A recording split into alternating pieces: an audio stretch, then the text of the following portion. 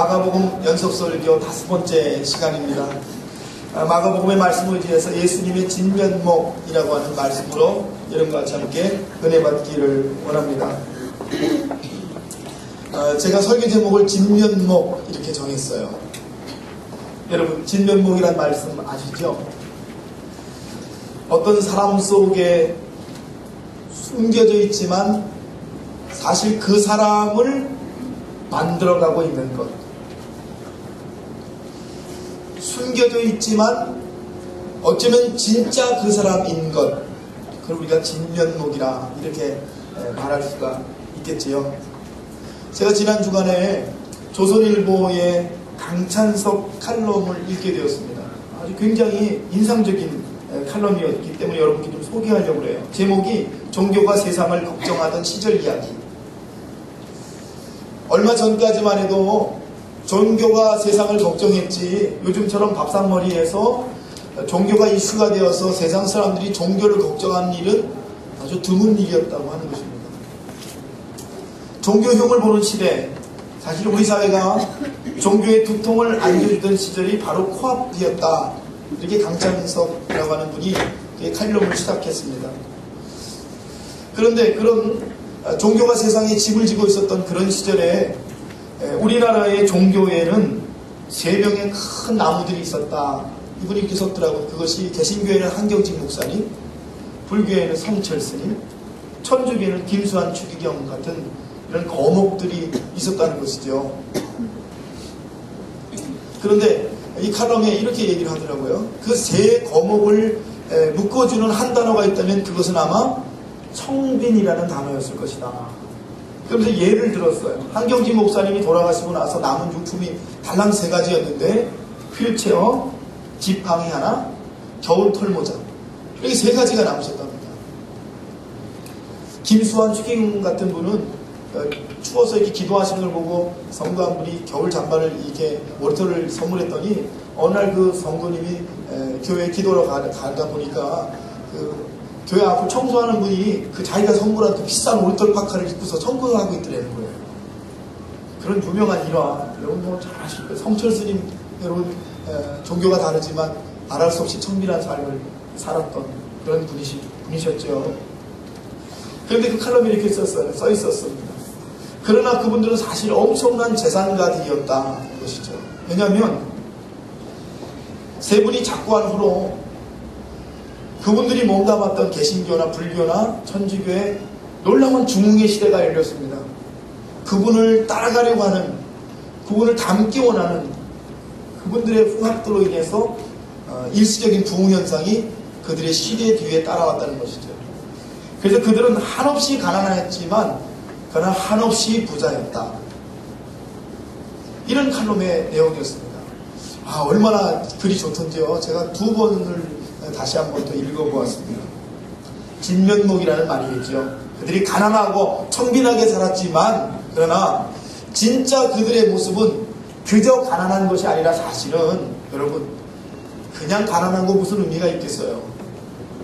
가난하지만 그 가난해도 부끄럽지 않을, 그 가난도 뛰어넘을 수 있는, 가난해도 용기 있고 담대하고 자신감 있게 만드는 그들 속에 어떤 것이 있었기 때문에, 그 진면목이 있었기 때문에 그들은 감히 그들의 시대를 가난하게 살았던 것이죠. 감히 자기의 전생애를 청빈하게 살 수 있는 용기를 가지고 살았던 것이다. 저는 그렇게 믿습니다. 여러분, 진면목이라고 하는 것 참 중요한 거 아니겠어요? 여러분의 진면목은 무엇입니까? 누가 이렇게 묻는다면 우리는 어떻게 대답을 해야 되겠습니까? 오늘 성경의 말씀은 우리에게 예수님의 진면목에 대해서 말씀을 해주신다고 하는 것입니다. 여러분, 예수님이 누구시냐라고 하는 질문을 우리가 던지면 다양한 대답을 우리가 만날 수 있습니다. 그러나 오늘 성경에 국한해 보면 예수님이 누구시냐, 그분의 진면목이 무엇이냐를 묻는다면 그 답은 기도입니다 라고 답할 수 있다는 것입니다. 왜입니까? 라고 묻는다면 이 오늘 예수님이 기도하시는 모습이야말로 어쩌면 예수님을 예수님으로 만들었던, 예수님의 공생애를 변함없이 이끌어 가셨던, 보이지 않는, 숨겨져 있는 진짜 예수님이기 때문에 그렇다는 것이죠. 여러분, 오늘 말씀 보니까 주님께서 그 전날 아주 너무너무 고되고 힘들고 어려운 사역을 하신 그 다음날 새벽에 주님께서 일어나셔서 한적한 곳에 가셔서 기도하셨더라라고 하는 말씀이 나오고 있습니다. 너무나 고단하고 힘든 일정 그 다음날 새벽에 예수님이 일어나셔서 한적한 곳에 가서 기도하셨다. 35절 상반절 보니까 얼마나 예수님이 바쁘시고 힘드셨는지에 대해서 기록들이 있더라고요. 많은 사람이 찾아오고 병자들, 또 삶의 고난을 가진 사람들, 그들에게 말씀을 전하시고 여러 가지 사역을 하시면서 주님이 너무너무 피곤하셨다고 하는 것을 우리가 알 수가 있습니다. 그럼에도 불구하고 예수님에게 있어서 새벽 미명은 기도하는 시간이셨다라고 하는 것을 오늘 성경이 우리에게 말씀하고 계시는 것입니다. 여러분, 제가 오늘 그래서 이 말씀을 묵상하면서 이것이야말로 예수님의 진면목이시구나. 이것이야말로 예수님의 삶에 다른 어떠한 것보다 중요한 것, 예수님의 삶에 있어서 그분의 가장 중심에 놓여서 다른 어떤 것과 비교될 수 없는 가장 고귀한 가치, 그것이 예수님에게 있어서는 기도셨구나 하는 사실을 제가 만나게 됐다고 하는 것입니다. 여러분, 왜 예수님에게 있어서 기도가 진면목입니까? 왜 예수님의 진면목은 기도입니까? 라고 묻는다면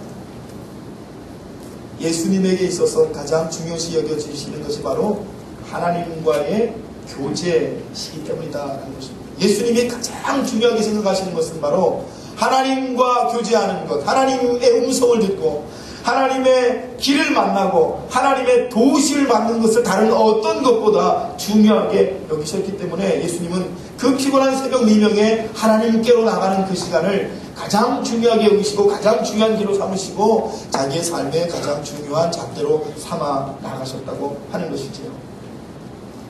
빌 하이벌스 목사님이 그의 책 아무도 보지 않을 때 당신은 누구입니까? 라는 책에서 이런 얘기를 써놨더라고요. 인격이란 아무도 보는 사람이 없을 때 우리가 하는 행동이 인격이라는 거예요. 다른 사람이 다 보고 있을 때, 다른 사람들이 다 쳐다보고 있을 때, 사람들이 있을 때 하는 행동을 그 사람의 인격이라고 평하지 아니하고 사실은 아무도 보지 않을 때 그 사람이 하는 행동이 그 사람의 인격이고 그 사람의 진면목이다. 그렇게 그의 책에 써놨더라고요. 어떤 고등학교 교사가 공부에 별 관심 보이지 않고 문제만 익히는 자기만의 어떤 여학생을 보면서 그 여학생을 포기하지 않고 끊임없이 그 여학생을 케어하면서 그 여학생 안에 문학적 재질이 있다는 사실을 발견하고 그 학생을 문학의 길로 인도했다면 여러분, 그 교사의 진면목은 참 교사겠죠. 여러분, 그렇듯이 이 진면목이라고 하는 것, 어쩌면 여러분과 저에게 있어서 오늘 하나님께서 질문하시는 질문, 우리에게 우선적으로 고백되는 자리가 어디입니까? 라고 하는 물음이 오늘 여러분과 저에게 고백되는 물음이 되는 줄로 믿습니다. 그래서 여러분, 예수님의 진면목이 뭐냐? 왜 하나님의 아들이 여러분 기도하냐는 것이죠. 그러나 하나님의 아들에게 있어서 가장 중요한 것은 아버지의 뜻을 묻는 것이고 아버지의 길을 찾는 것이고 아버지의 생각을 아는 것이기 때문에 예수님에게 무엇보다도 이 새벽 시간에 나아가서 기도하시는 것이 가장 중요한 일이 되셨다고 하는 것을 여러분과 제가 돌아보면서 오늘 여러분과 저의 삶에 진면목이 있어야 된다면 그것이 무엇이 되어야 될까? 여러분 돌아보시는 은혜가 여러분의 은혜가 되시기를 주님의 이름으로 간절히 축원합니다. 여러분, 인류 역사상에 위대한 사람들은 대부분 기도의 사람이었다는 사실 여러분 잘 알고 계실 것입니다. 대표적인 사람이 아브라함 링컨이죠.